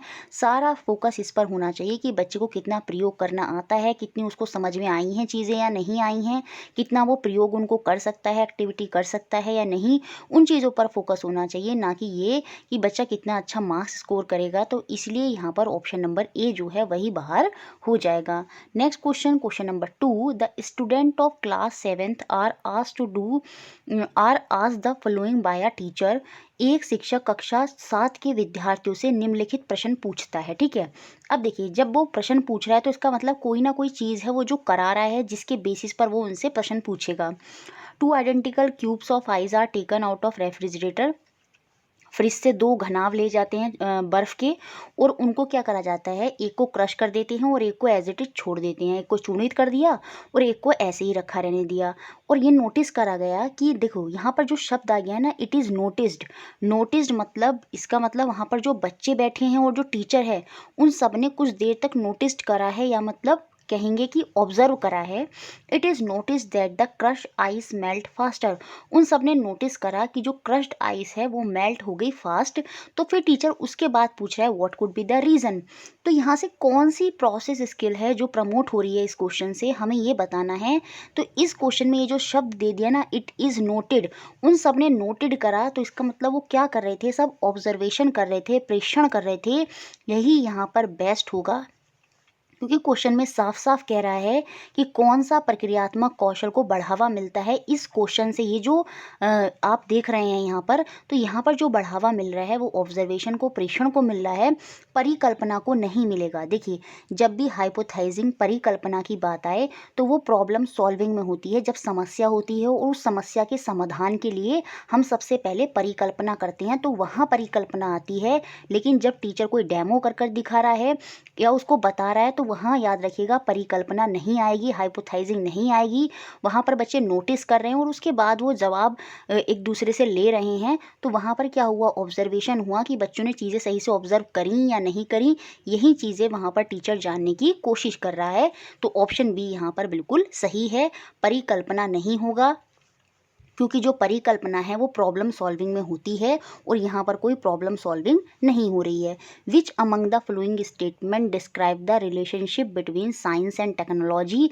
विज्ञान और तकनीकी का सही संबंध कौन सा वर्णन कर रहा है वो हमें बताना है। तो ऑप्शन ए ही यहाँ पर बिल्कुल सही वर्णन कर रहा है। जो साइंस है वो एक व्यापक प्रयास है, जबकि जो तकनीकी है वो उद्देश्योन्मुख है और प्राय स्थान विनिर्दिष्ट होती है।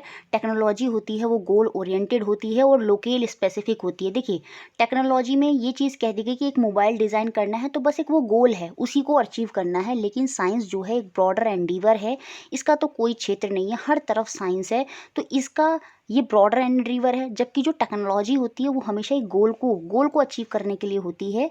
तो यहाँ पर यही बेस्ट होगा इन दोनों के बीच में, जो डिस्क्राइब करेगा इनके रिलेशनशिप को। देखिए, बाकी ऑप्शंस मैं इसलिए नहीं पढ़ रही हूँ क्योंकि टाइम कम है। अगर सारे क्वेश्चंस कराने हैं तो वीडियो बहुत लंबा हो जाएगा। लेकिन अगर आपको डिटेल में एक एक पेडागोजी का क्वेश्चन समझना है तो आप प्लेलिस्ट में जाएंगे। प्लेलिस्ट में मैंने पर्टिकुलर एक एक ईयर के भी सॉल्व कराए हैं, तो वहाँ मैंने और ज़्यादा अच्छे से और डिटेल में समझाया है, ठीक है। क्योंकि यहाँ पर तो हम रिवीजन कर रहे हैं, तो इसलिए थोड़ा जल्दी देखना होगा। अब देखिए यहाँ पर क्या है, next question. A science teacher ask her student to put 2 drop each of oil और एक शुगर सॉल्यूशन की on a flat surface. She then ask them to tilt the surface. एक सरफेस पर उसने कहा कि एक ऐसा करो, एक तो आप चीनी के घोल की बूंद रख दो और एक भाई तेल की बूंद रख दो। अब उस सरफेस को टेढ़ा कर दो, है ना, उसको टिल्ट कर दो और फिर ऑब्जर्व करो कि कौन सी ड्रॉप नीचे गिरेगी पहले। तो which property of liquid the teacher trying to bring to the student attention through this activity.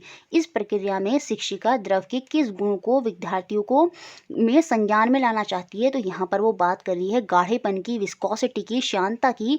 श्यानता में हम यही देखते हैं, यहाँ पर देखेंगे जो शुगर वाला सॉल्यूशन है वो तो जल्दी उसकी बूंद नीचे आ जाएगी, लेकिन जो तेल वाली बूंद है वो धीरे धीरे आएगी। क्यों? क्योंकि वो गाढ़ी बूंद है, वहाँ पर विस्कोसिटी जो श्यानता है वो वहाँ पे गाढ़ेपन की वजह से क्या होगी, वो बूंद जो है नीचे जल्दी नहीं आ पाएगी। तो यहाँ पर जो टीचर बच्चों को बताना चाहती है वो कौन सा टॉपिक यहाँ पर बताना चाहती है, वो उन्हें वो श्यानता, विस्कोसिटी के बारे में यहाँ पर वो बताना चाहती है। Next question, question number 5, the criterion of process validity. फिर से प्रोसेस वैलिडिटी आ गया। Of science curriculum require that. विज्ञान पाठ्यक्रम की वैज्ञानिक वैधता के मानदंड की अपेक्षा है क्या होनी चाहिए? देखिए यहाँ पर जो आंसर होगा वो आपका ऑप्शन नंबर डी होगा। Learner should B engaged in process. शिक्षार्थियों को ऐसी प्रक्रियाओं में व्यस्त रखा जाना चाहिए जो वैज्ञानिक सोच को पैदा करने की दिशा में लेकर जाती हैं। Lead to the generation of scientific knowledge. यही तो मुख्य वैलिडिटी होगी साइंस में, कि हम ऐसी ऐसी क्रियाएं कराएं जो बच्चे के अंदर वैज्ञानिक सोच को पैदा करें। तो यहाँ पर यही आंसर होगा। बाकी बच्चे ऑप्शन सी में कंफ्यूज भी हो सकते हैं, यहाँ पर नेचुरल प्रोसेस लिखा है। हमें बच्चों को ये ऑप्शन क्या कह रहा है? Learner should be familiarised with various natural process. शिक्षार्थियों को विभिन्न प्राकृतिक प्रक्रियाओं से सुपरिचित कराना। हमें सुपरिचित नहीं कराना है, बच्चों से करवाना है, ठीक है, उनको इन्वॉल्व करना है। और जब इन्वॉल्व करना है तो वो ऑप्शन डी में हो रहा है, ऑप्शन सी में नहीं हो रहा, तो इसलिए ऑप्शन सी यहाँ पर हमारा आंसर नहीं था। नेक्स्ट क्वेश्चन है आपका question number 6। You want your class 6 student to figure out the property of solubility of salt in water can be used to separate a mixture of sand and salt। तो बताइए आप supporter of inquiry oriented pedagogy you should, आपको क्या करना चाहिए? आप चाहते हैं कि कक्षा 6 के जो विद्यार्थी हैं वो नमक और रेत के मिश्रण को अलग करने के लिए नमक की पानी में विलेयता के गुण की पहचान करें। तो प्रति प्रश्न उन्मुख शिक्षण के समर्थक होने के नाते आप यहाँ पर क्या करेंगे ये हमें बताना है। देखिए साइंस में प्रॉब्लम सॉल्विंग अप्रोच बहुत जगह यूज़ होती है। प्रॉब्लम सॉल्विंग में यही होता है, यहाँ पर एक समस्या है ना, उसके बारे में परिकल्पना होगी और फिर बच्चे उसके निष्कर्ष तक उसको सॉल्व करेंगे और बाद में उसके निष्कर्ष तक वहाँ पर वो पहुँच जाएंगे। अब देखिए, provide the mixture of sand and salt, ask them to think up different way of separation and help them in trying out their ideas। देखिए यहाँ पर किसी निष्कर्ष पर हम नहीं पहुँचे, लेकिन सिर्फ परिकल्पना की है चीज़ों को कैसे करेंगे, और टीचर भी ये बता रहा है कि हाँ क्या क्या आइडियाज़ उससे रिलेटेड हो सकते हैं। तो ये ऑप्शन ज़्यादा अच्छा नहीं होगा। शुरू में ही हम बच्चे को एक्सप्लेन जब भी आ जाए तो वो यहाँ पर स्टार्टिंग में ही हम एक्सप्लेन नहीं करेंगे। एक्सप्लेन कर देंगे तो बच्चा जो है उसका इंटरेस्ट जो है वहाँ से हट जाएगा। Explain different method of separation of mixture first and then explain the separation. सारे प्रोसेस में एक्सप्लेन ही कर रहा है, और एक्सप्लेन विधि में ये बिल्कुल भी अच्छी विधि नहीं होती है। इसमें बच्चा जो है वो एक्टिवली पार्टिसिपेट नहीं करता। ऑप्शन सी क्या है?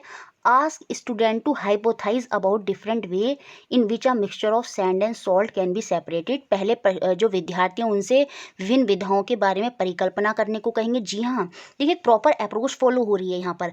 पहले कोई समस्या आती है ना कि कैसे हमें उसको फिल्टर करना है, फिर उसको परिकल्पना, यही तो होता है हाइपोथाइज करा गया, जिसमें रेत और नमक को अलग अलग करने के बारे में बच्चों ने सोचा है ना, कैसे हम उनको सेपरेट कर सकते हैं, और उसके थ्रू ही उनसे काम करवाते हुए ही वो उनको lead them to the correct answer through detailed explanation.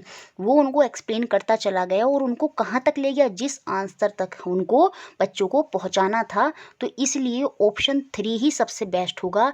Teacher यही कहेगा कि पहले आप सोचें समझें और उसके बाद थोड़ा थोड़ा टीचर उनको एक्सप्लेन करते करते कहाँ तक ले जाएगा? उनको उनके आंसर तक ले जाएगा। और इसमें क्या होगा? टीचर भी इन्वॉल्व हो जाएगा और बच्चे भी एक्टिवली पार्टिसिपेट करते रहेंगे। तो ऑप्शन नंबर 3 यहाँ पर बिल्कुल सही है। नेक्स्ट क्वेश्चन है हमारा question number 7। A teacher of class 7 demonstrate the flowing activity in class. कक्षा छात्र का एक शिक्षक कक्षा में क्रियाकलाप का प्रदर्शन करता है और हमें बताना है which of the following would assess analysis. निम्नलिखित में से कौन सा विश्लेषण का आकलन करेगा। पहले हम देखते हैं क्या कह रहा है। एक पत्ती को परखनली में लिया गया है। अच्छा, एक लीफ है उसको टेस्ट ट्यूब में पुट किया गया है और उस पर स्प्रिट जो होता है उसको उलेटा गया है, उसके ऊपर डाल दिया गया है, और उसके बाद जो टेस्ट ट्यूब है उसको एक बीकर में हाफ फिल्ड वाटर में डाल दिया गया और उसको हीट करा गया। कब तक? जब तक कि लीफ का जो कलर है वो गायब नहीं हो जाता, तब तक उसको, पत्ती का रंग जब तक उड़ नहीं जाता तब तक उसको गर्म करा गया। The leaf is then taken out. Leaf को, फिर पत्ती को बाहर निकाल लिया गया और उसमें फ्यू ड्रॉप डाली गई आयोडीन की कुछ बूंदें डाली गई उसके ऊपर। The leaf turned blue back in colour. Basically आप बताएंगे यहाँ पर क्या हो रहा है? ये यहाँ पर स्टार्च की प्रेजेंस देखी जा रही है। इस एक्टिविटी के थ्रू क्या हो रहा है? स्टार्च की प्रेजेंस देखी जा रही है कि ये जो पत्ती का ब्लू ब्लैक कलर होगा ये यही बताएगा इसमें कि जो लीफ है उसमें स्टार्च है या नहीं, और जहाँ इसका ब्राउन कलर होगा वहाँ पर ये पता चलेगा कि वहाँ पर स्टार्च नहीं है। तो ठीक है, ये इस तरह की एक्टिविटी हो रही है। इस क्रियाकलाप के बाद शिक्षम अधिगम के विभिन्न सूचकों के आकलन के लिए कुछ प्रश्न देता है। ठीक है, ये एक्टिविटी कराता है और उसके बाद teacher give some question for assessing the various indicator of learning. ठीक है, तो हमें बताना है यहाँ पर कौन सा विश्लेषण का आकलन करेगा, कौन सा विश्लेषण के बारे में यहाँ सही से बता रहा है, कौन सा ऑप्शन। पत्ती को हानि ना पहुँचे इसके लिए क्या सावधानी बरतनी चाहिए, what care should be taken to prevent damage of the leave. देखिए, इसका इस एक्सपेरिमेंट से कोई खासा कनेक्शन नहीं है, यहाँ पर ये चीज़ का विश्लेषण बिल्कुल भी नहीं हो रहा है इस एक्टिविटी से। इस एक्टिविटी में बेसिकली ये देखा गया है कि पत्ती का कलर कैसे उड़ गया और उसमें कलर क्यों चेंज हो रहा है, ये सारी चीज़ों का विश्लेषण हो रहा है नहीं हो रहा है इस एक्टिविटी में। इसमें ये कहाँ हो रहा है कि हानि हुई, हमें क्या सावधानी बरतनी चाहिए, इस एक्टिविटी से हमें ऐसा कुछ नहीं दिख रहा, ऐसा विश्लेषण यहाँ से नहीं हो रहा। What care is taken while pouring spirit into the test tube, क्या इसमें कुछ ऐसे स्टेप लिखे हैं कि हमें स्प्रिट को डालने से पहले क्या क्या सावधानियां बरतनी चाहिए? जी नहीं, यहाँ से बिल्कुल ये पता नहीं लग रहा। What happen to the colour of the leave when solution is poured on it, जब पत्ती को घोल उसमें उलेटा गया, घोल में उलेटा गया तो रंग का क्या हुआ? यही तो यहाँ पर हो रहा है कि रंग डिस्पर्स हो रहा है, बाहर रंग जो है डिसएपियर हो रहा है, रंग उड़ गया। तो यही चीज़, इसी चीज़ का विश्लेषण हो रहा है, इसलिए यहाँ पर आंसर क्या होगा आपका? Option number 3। देखिए, क्वेश्चन बड़ा था लेकिन ध्यान से पढ़ते तो यहाँ पर हम आंसर पे पहुँच जाएंगे। नेक्स्ट क्वेश्चन देखते हैं, question number 8। You find the many of your class 6 students believe that raw material for plant growth come only from the soil। ठीक है, आपको पता चलता है कि आपकी कक्षा 6 के बहुत से विद्यार्थियों का विश्वास है कि पौधों की वृद्धि के लिए कच्चा माल केवल जो है मृदा से ही प्राप्त होता है।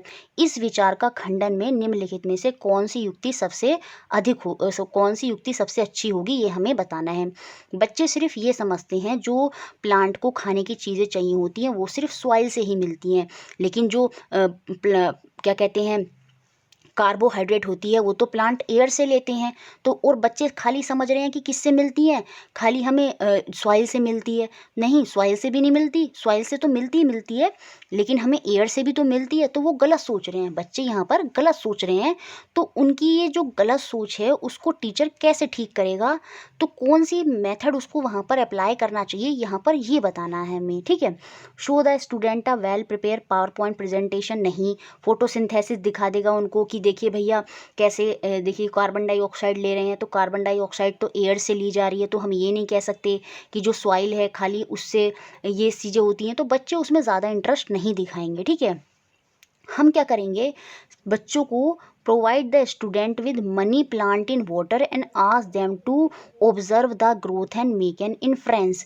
यहाँ पर विद्यार्थियों को पानी में लगा मनी प्लांट देंगे और उनकी वृद्धि का प्रेक्षण कर निष्कर्ष निकालने के लिए कहा जाएगा। देखिए, यही ऑप्शन सबसे बेस्ट है, ये भी ठीक ठाक ऑप्शन है, लेकिन जहाँ पर मैंने बता दिया बच्चों को एक्टिवली इन्वॉल्व किया जाए, खुद से बच्चे इन्वॉल्व हों, और वहाँ पर बच्चे देखेंगे कि सॉइल ही नहीं वाटर भी ज़रूरी होता है, वाटर भी प्लांट को चाहिए होता है, क्योंकि वहाँ पर जाकर वो ट्रांसपिरेशन करेंगे, वाष्पोत्सर्जन करता है उसका, है ना। तो प्लांट भी जो है पौधों को चाहिए। तो वहाँ पर बच्चों का जो कन्फ्यूज़न है वो दूर हो जाएगा कि जो प्लांट है हम ये नहीं कह सकते कि खाली सॉइल से ग्रो करते हैं, उनको अदर सब्सटेंस भी चाहिए होते हैं, क्योंकि वो जब खुद देखेंगे उस प्लांट को ग्रो करते हुए और खुद से वहाँ पर एनालिसिस करेंगे तो वो चीज़ों को अच्छे से समझ पाएंगे। इसलिए ऑप्शन सी यहाँ पर बिल्कुल सही होगा। तो ये था हमारा आपका सितंबर 2016 का पेपर। अब हम देखेंगे फरवरी 2016 का पेपर, कैसे इसमें क्वेश्चन पूछे गए आपके पेडागोजी के। पहला क्वेश्चन है, Saumya usually take her class 7 student on a field trip. Field trip से पता नहीं कितने क्वेश्चन आ गए हैं। तो फील्ड ट्रिप बहुत इंपॉर्टेंट है, भ्रमण के लिए बच्चों को लेकर जाती है, और वो बेसिकली हम इसलिए ही लेकर जाते हैं, लेकिन यहाँ पर लिखे भी हैं ऑप्शन और हमें देखने हैं कौन से सही हैं। To provide concrete experience to student, यह विद्यार्थियों को ठोस अनुभव प्रदान करता है। जी हाँ, जब बच्चे बाहर जाते हैं तो वो नई नई चीज़ें देखते हैं जो उनको क्या ठोस अनुभव प्रदान करती हैं। जैसे बाहर गए तो उन्होंने फैक्ट्री में देखा जाकर कि चीज़ें कैसे बन रही हैं, तो और जैसे ताजमहल को जाकर उन्होंने देखा तो ठोस अनुभव वहाँ पर उनको मिलते हैं। सिर्फ जो दिमाग में होता है वो चीज़ परिकल्पना ही नहीं रहती, चीज़ों को वो रियल में देख पाती हैं। तो फील्ड ट्रिप में एक ये चीज़ जो है बहुत ज़्यादा बच्चों को सेटिस्फाई, मतलब बच्चों की नीड को पूरी करती है कि बच्चों को ठोस अनुभव जो है वहाँ पर मिल पाता है। She can give them assignment and project for formative assessment. जी हाँ, ये भी होता है फील्ड ट्रिप में। फील्ड ट्रिप में क्या कर सकती है, टीचर बच्चे को ऑब्जर्व कर सकती है और उनको कुछ असाइनमेंट दे देगी। जैसे रास्ते में आप नोट करेंगे कि क्या क्या चीज़ें हो रही हैं, क्या क्या घटना घट रही हैं, है ना, और उनको कुछ प्रोजेक्ट दे देगी कि 4-5 बच्चे मिलकर ये देखो, है ना, फॉर फॉर्मेटिव असेसमेंट। और यहाँ पर बच्चों का रचनात्मक आकलन भी हो जाएगा, ठीक है, क्योंकि बच्चों को टीचर देख पाएगी सही से और वहाँ से वो उनका रचनात्मक आकलन भी कर लेगी। तो ये भी फील्ड ट्रिप से हो सकता है, बिल्कुल सही बात है। It enhance process skill of student. Field trip का डायरेक्ट कनेक्शन होता है प्रोसेस स्किल से, ये हमने पहले भी देख लिया है, तो ये बात भी यहाँ पर सही है। तो ए बी सी तीनों के तीनों सही होंगे, इसका मतलब सेकंड ऑप्शन सही होगा और डी ऑप्शन यहाँ पर सही नहीं होगा। It saves her teaching time, नहीं, ये फील्ड ट्रिप वो इसलिए कर रही है क्योंकि वो उसका समय बचा रहा है, बिल्कुल नहीं, इस तरह की चीज़ें कभी भी आंसर आपके नहीं होंगे। Next question, question number second, which one of the following assessment strategy is most appropriate to assess the experimental skill of student. यहाँ पर हमें बच्चे की प्रयोगात्मक जो प्रायोगिक कौशल है उसका आकलन करना है, उसके बारे में पता लगाना है। तो वो आप कैसे पता लगाएंगे एज अ टीचर, तो हम वो बच्चे के प्रैक्टिकल रिकॉर्ड से पता लगाएंगे कि उसने प्रैक्टिकल में क्या क्या करा है। उन चीज़ों को देखकर टीचर उसका एक्सपेरिमेंट के बारे में पता कर सकता है कि उसको कितनी, उसका एक्सपेरिमेंटल स्किल जो है बच्चे का वो कैसा है। तो ऑप्शन बी यहाँ पर सही है। नेक्स्ट क्वेश्चन, क्वेश्चन नंबर 3, अब एक एक्टिविटी है, देखते हैं। ओपन अ वाटर टैप, पानी के नल को खोलिए। Adjust the flow so that it form a thin stream, उसके फ्लो को हमें ऐसे एडजस्ट करना है टंकी खोलने के बाद, टैप खोलने के बाद, कि उसकी पतली सी धारा बन जाए, ठीक है। चार्जर रिफ़िल, अब हम क्या करेंगे, कोई रिफ़िल होगी जैसे पेन की रिफ़िल या कोई भी रिफ़िल, उसको चार्ज करेंगे। और उसको चार्ज हम कैसे करते हैं, या तो अपने हैंड से उसको रब करेंगे या उसको अपने सिर से रब करेंगे, जैसे हम बचपन में करते थे ना, स्केल को रब करते थे तो वो चार्ज हो जाती थी। और जब हम पेपर को उसके पास लाते थे तो पेपर जो है वो उससे अट्रैक्ट होता था। सेम वही चीज़ यहाँ पर हम चार्ज करेंगे रिफ़िल को, ठीक है। Bring it near to the water stream, और उसको जल की धारा के निकट लेके आएंगे। और जैसे ही हम उसको निकट लाएंगे देखेंगे जो पानी की धारा है ना वो उससे दूर जाने लगेगी या फिर उसकी तरफ अट्रैक्ट होगी। ये चीज़ हमें वहाँ पर देखने को मिलेगी। ये इलेक्ट्रोस्टैटिक चीज़ यहाँ पर जो टीचर है वो कराने की कोशिश कर रहा है बच्चों से इस एक्टिविटी के माध्यम से, ठीक है।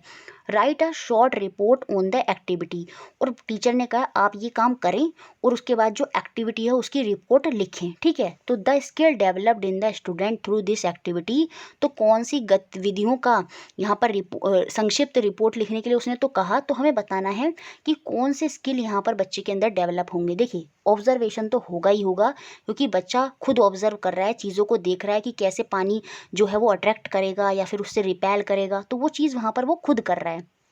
और एक्सपेरिमेंटेशन तो है ही, क्योंकि वो वहाँ पर प्रयोग कर रहा है, खुद से कर कर देख रहा है, ऑब्जर्व भी कर रहा है, अवलोकन भी कर रहा है। क्यों अवलोकन वो इसलिए कर रहा है क्योंकि उसको शॉर्ट रिपोर्ट लिखनी है, तो पूरा वो उसको ऑब्जर्व कर रहा है अच्छे से।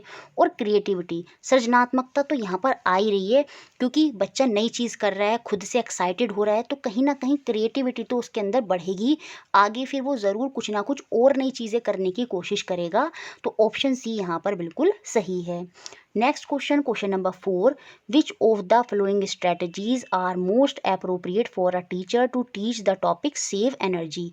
ऊर्जा संरक्षण विषय पढ़ाने के लिए कौन सी युक्ति शिक्षण के लिए सबसे उचित होगी, ये हमें बतानी है। एक से ज़्यादा युक्तियाँ जो हैं यहाँ पर सही होंगी, क्योंकि चारों ऑप्शन में 3 हैं, तो कोई 3 सही हैं, एक गलत है।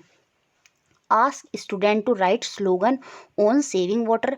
देखिए, टीचर टॉपिक पढ़ाना चाहता है सेव एनर्जी, और बच्चों से ये कहेगा कोई स्लोगन लिखो सेविंग एनर्जी पर, स्लोगन इससे कनेक्ट नहीं करेगा। ये स्लोगन वगैरह जो होते हैं ये तो आर्ट एक्टिविटी में या अदर एक्टिविटीज़ के अंदर जाती हैं, तो मुझे लगता है सेव एनर्जी में ये तो अभी फ़िलहाल मेरे हिसाब से ऑप्शन नहीं है। बाकी हम चेक कर लेते हैं क्या बाकी तीनों ऑप्शन सही हैं या बैठ रहे हैं या नहीं बैठ रहे हैं। Right at least 5 way to save energy. जी हाँ, बिल्कुल टॉपिक से कनेक्ट है। आप बच्चे से कह रहे हैं, टीचर यही तो कहता है जब टॉपिक पढ़ा देता है कि चलो बच्चों लिख कर दिखाओ 5 पॉइंट कि हम सेव एनर्जी कैसे करेंगे, तो ये तो बिल्कुल एक स्ट्रैटेजी होगी टीच करने की।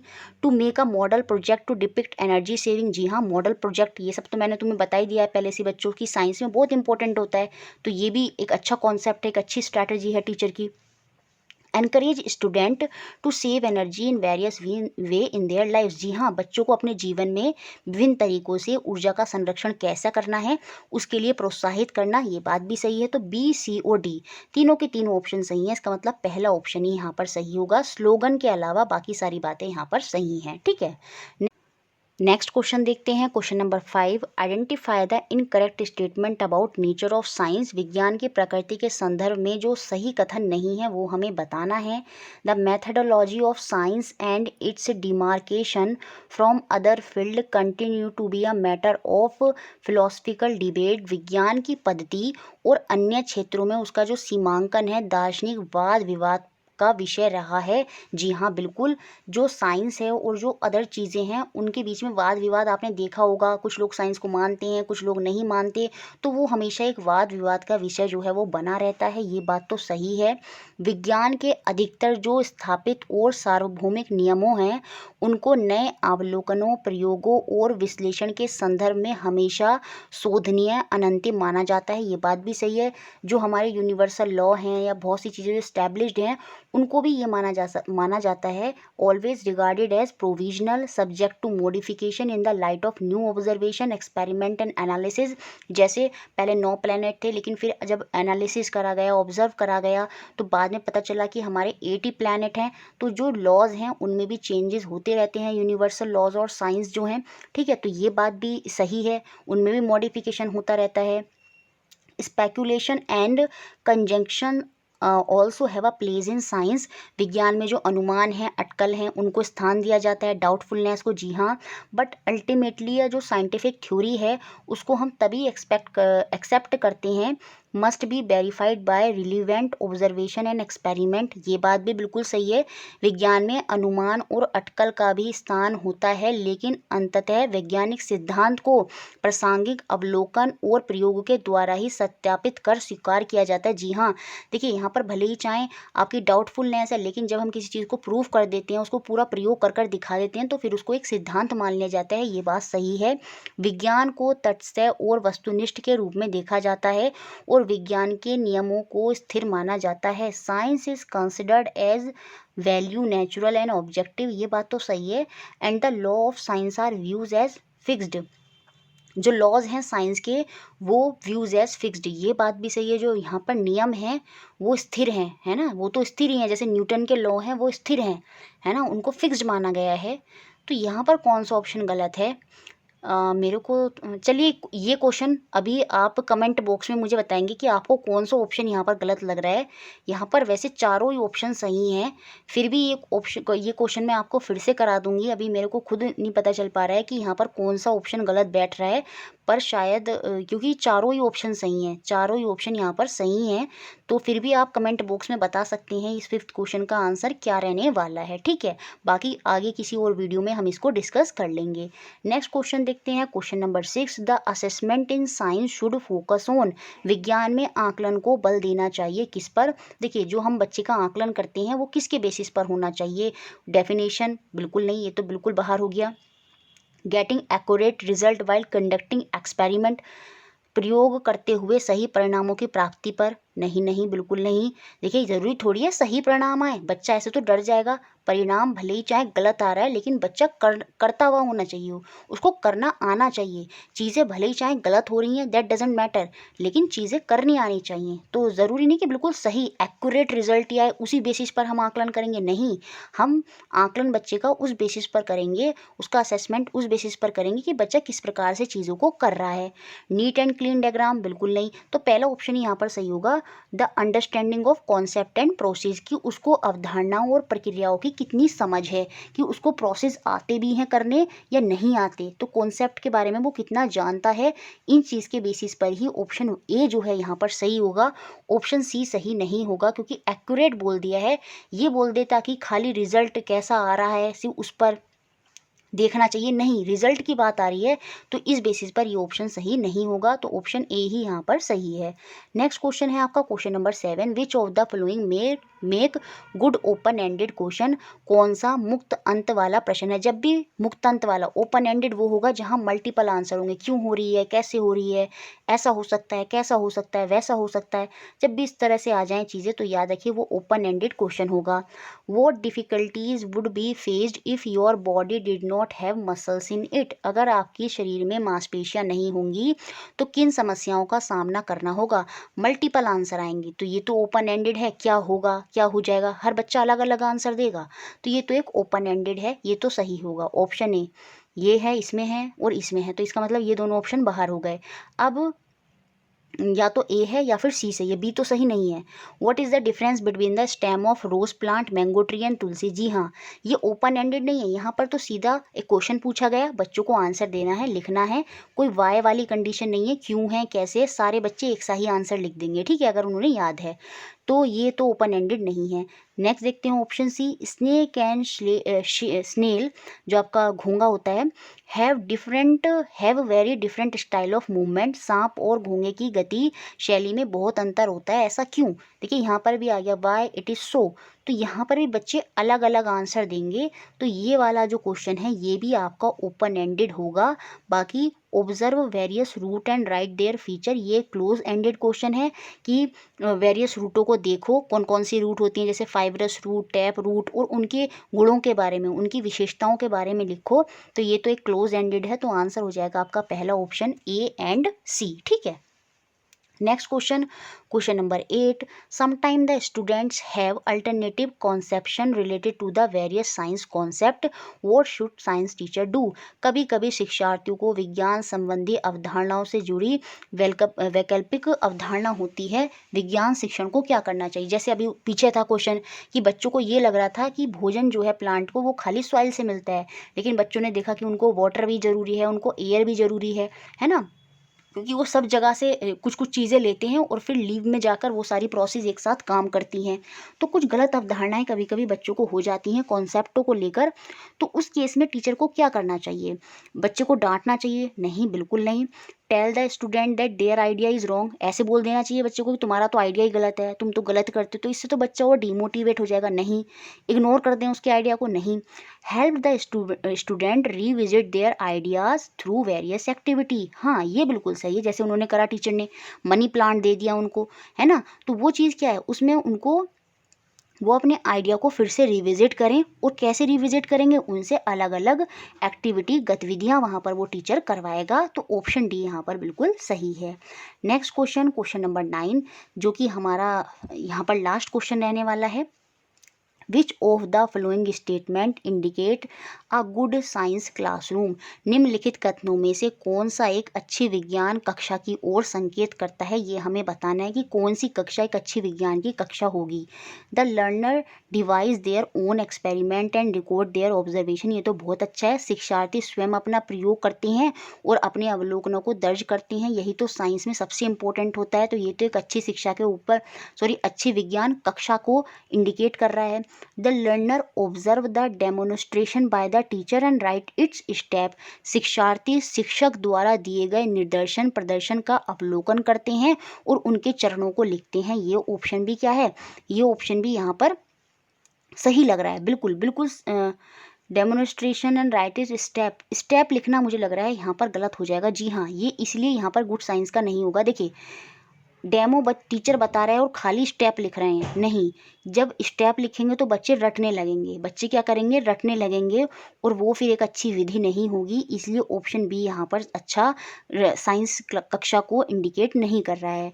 The learner are free to ask many question, ये तो बिल्कुल सही है, शिक्षार्थी अधिक प्रश्न पूछने के लिए स्वतंत्र हैं, बिल्कुल, कक्षा में विज्ञान शिक्षा में यही होता है, बच्चे हमेशा पूछते हैं कि सर रेड कलर क्यों हो गया, इंडिकेटर से ऐसा क्यों हो गया, टर्मरिक इंडिकेटर क्यों है, बहुत सी चीज़ें हैं, फिनोफ्थलीन में क्या हो जाता है, जैसे हमने पढ़ाई थी बहुत सी चीज़ें, तो बहुत से प्रश्न यहाँ पर होते हैं और वो स्वतंत्र रूप से वहाँ पर पूछ सकते हैं, तो इसका मतलब वो कक्षा कैसी है, उसके मतलब वो क्लास कैसी है, एक अच्छी क्लास है साइंस की, ठीक है।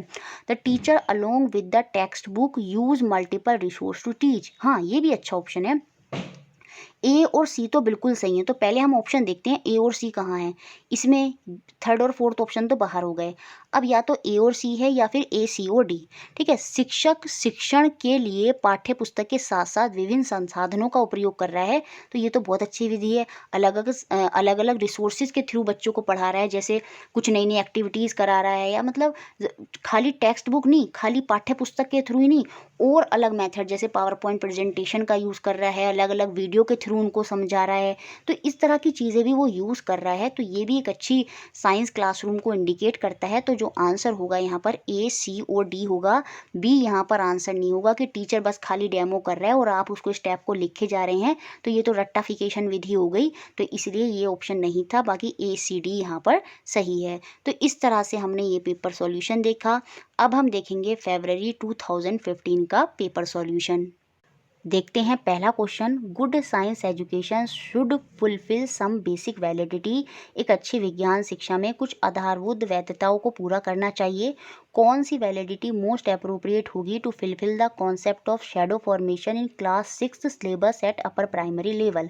तो उच्च प्राथमिक कक्षा में कक्षा 6 के पाठ्यक्रम में छाया बनाने के संप्रत्यय में कौन सी वैधता का सर्वाधिक औचित्य से पालन होना चाहिए। देखिए बेसिक लेवल पर वैलिडिटी की बात हो रही है, वो भी क्लास 6 में। तो आंसर देखिए एनवायरनमेंट और कंटेंट तो हो नहीं सकता, क्योंकि जब हमने थ्योरी पढ़ी थी तो उसमें हमने देखा था एनवायरनमेंट और कंटेंट कुछ नहीं होता, कोई भी वैलिडिटी नहीं होती, या तो प्रोसेस है या कॉग्निटिव है। अब देखिए बेसिक लेवल पर बात हो रही है, तो आंसर यहाँ पर कॉग्निटिव होगा, ऑप्शन नंबर डी होगा। जब तक बच्चे को ये पता ही नहीं होगा कि शैडो क्या होती है, कैसे फॉर्म होती है, जब तक टीचर उसे अच्छे से एक्सप्लेन नहीं करेगा, तो वही बेसिक वैलिडिटी होगी। उसी के बाद बच्चा प्रोसेस कर पाएगा, तभी प्रक्रिया कर पाएगा। तो बेसिक वैलिडिटी जो होगी वो संज्ञानात्मक ही होगी, कॉग्निटिव ही होगी। तो ऑप्शन डी यहाँ पर सही है। ठीक है, next question, question number second, a teacher frame a learning objective as making a device using simple electric circuit. This learning objective is matching with which of the following cognitive process? एक शिक्षक किसी अधिगम उद्देश्य को इस प्रकार बनाता है, सरल विद्युत परिपथ का उपयोग करते हुए किसी यंत्र का वो निर्माण कर देता है। सीधी सी बात है, देखिए उसने इलेक्ट्रिक सर्किट को बना दिया डिवाइसेस को यूज़ करते हुए, तो वहाँ पर उसने कुछ क्रिएट ही करा है। तो यहाँ पर कौन सा कॉग्निटिव प्रोसेस एसोसिएट हो रहा है, तो वो क्रिएटिंग हो रहा है, सृजनात्मकता हो रही है कि डिवाइस को यूज़ करके देखिए उसने कैसे इलेक्ट्रिक सर्किट बना दिया। तो यहाँ पर समझ, एनालिसिस, रिमेंबरिंग तो कुछ है ही नहीं, तो यहाँ पर क्या हो रहा है, क्रिएट हो रहा है। तो ऑप्शन डी यहाँ पर बिल्कुल सही है, क्योंकि उसने डिवाइसेस का यूज़ करते हुए एक इलेक्ट्रिक सर्किट को वहाँ पर बना दिया। Next question, question number 3, which of the following statement about scientific knowledge would you not agree with. वैज्ञानिक ज्ञान के बारे में कौन सा कथन से आप सहमत नहीं होंगे। वैज्ञानिक ज्ञान वो है जो आपको किसी प्रोसेस से, सिद्धांतों से प्राप्त होता है, वही आपका वैज्ञानिक ज्ञान है जो आपका टीचर आपको देता है। Scientific knowledge is absolute, certain and eternal. वैज्ञानिक ज्ञान निरपेक्ष, निश्चित और शाश्वत है। यही मुझे गलत लग रहा है, बाकी देख लेते हैं अभी। Scientific knowledge is socially and culturally embedded. जी हाँ बिल्कुल, वैज्ञानिक ज्ञान सामाजिक और सांस्कृतिक रूप से अंतःस्थापित है, ये कनेक्ट हैं। जैसे सोशली, जैसे आपको एयर पोल्यूशन बता दिया, तो एयर पोल्यूशन बता दिया, तो आप जब सोसाइटी में जाएंगे तो आप ध्यान रखेंगे कि मुझे व्हीकल को किस तरह से यूज़ करना है ना। कल्चर से रिलेटेड भी हम कितनी चीज़ें पढ़ते हैं वहाँ पर, है ना। तो साइंस जो है वो सोशली और कल्चरली जो है उसमें एम्बेड है, वो बात तो सही है। Scientific knowledge is theory laden. वैज्ञानिक ज्ञान सिद्धांतों से निकलता है, बिल्कुल थ्योरी लेडन है। हम थ्योरीज पढ़ते हैं, हम चीज़ों बुक्स तो पढ़ते ही हैं ना, तो साइंटिफिक नॉलेज कहीं ना कहीं वहाँ से तो आती भी है ना। तो साइंटिफिक नॉलेज जो है वो हमारी बुक से है, बुक से, सिद्धांतों से निकलती है, ये बात बिल्कुल सही है। Development of scientific knowledge involve imagination and creativity. जी हाँ, वैज्ञानिक ज्ञान के विकास में कल्पना शक्ति, सृजनात्मकता सम्मिलित होती है। और इसी से हमें क्लियर हो जाएगा कि पहला ऑप्शन गलत है, क्योंकि यहाँ पर लिखा है सर्टेन, और सर्टेन में का मतलब होता है कोई भी डाउट नहीं है। तो साइंटिफिक नॉलेज में डाउट तो होता है, क्योंकि हम कल्पना करते हैं, चीज़ें सोचते हैं, तो हम ये नहीं कह सकते कि साइंटिफिक नॉलेज जो है वो हमारी सर्टेन है। इटर्नल हो सकती है, शाश्वत हो सकती है, क्योंकि जो ज्ञान होता है वो हमारे पास फॉर एवर रहता है ना, फॉर एवर रह सकता है हमारे पास। तो ये हम परमानेंट नहीं बोल सकते। सर्टेन तो बिल्कुल नहीं होगा, निश्चित नहीं होगा, क्योंकि यहाँ पर कल्पना हम करते हैं तो डाउट तो बना रहता है। तो सर्टेन, निश्चित तो आप नहीं बोल सकते। तो इसलिए ऑप्शन ए ही यहाँ पर हमारा एग्री नहीं करेगा साइंटिफिक नॉलेज के साथ। नेक्स्ट क्वेश्चन देखते हैं, question number 4, which one of the following is most appropriate technique of assessment of attitude and value developing among student by science education. देखिए बच्चे पीछे भी क्वेश्चन आए हैं, तो याद रखिए मोरल्स साइंस में मैटर करते हैं। एटीट्यूड, वैल्यूज़, कभी आप इन ऑप्शन को हटा दें। वो किस लिए? क्योंकि बच्चे एक्सपेरिमेंट करते हैं, ग्रुप में साथ रहते हैं, तो उनके जो मॉरल्स हैं वो उनके डेवलप होने चाहिए और साइंस में ये बहुत बड़ा रोल प्ले करते हैं। विज्ञान शिक्षा द्वारा छात्रों में अभिव्यक्तियों एवं मूल्य के विकास के लिए कौन सी तकनीक सबसे अधिक उपयुक्त होगी? तो इसके बारे में हम कैसे पता लगा सकते हैं कि बच्चे का व्यवहार कैसा है, उसका नेचर कैसा है? तो वो हम अवलोकन ही, ऑब्जर्वेशन ही कर सकते हैं। ऐसा तो है नहीं कि आप टेस्ट ले लेंगे या फिर उसको रेट कर देंगे या उसकी चेकलिस्ट करेंगे, उसको ये आता है ये नहीं आता। नहीं, सबसे बेस्ट मेथड होगा हम उसका अवलोकन करेंगे, उसको देखेंगे कि बच्चा क्या क्या कर रहा है, उसकी हरकतें कैसी हैं, तो वही सबसे बेस्ट होगा ऑब्जर्वेशन। ठीक है। Next question, question number 5, describing the relationship between the distance travel by a ball.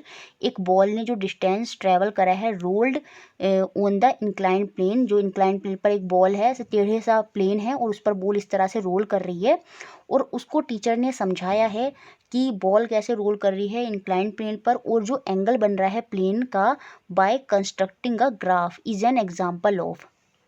किसी आनत तिरछे समतल पर एक गेंद के द्वारा लुढ़कते हुए तय की गई दूरी और उस आनत समतल के कोण के बीच के संबंध को एक ग्राफ द्वारा बनाकर टीचर यहाँ पर समझा रहा है। तो सीधी सी बात है, टीचर यहाँ पर एक्सप्लेन कर रहा है, व्याख्यान कर रहा है।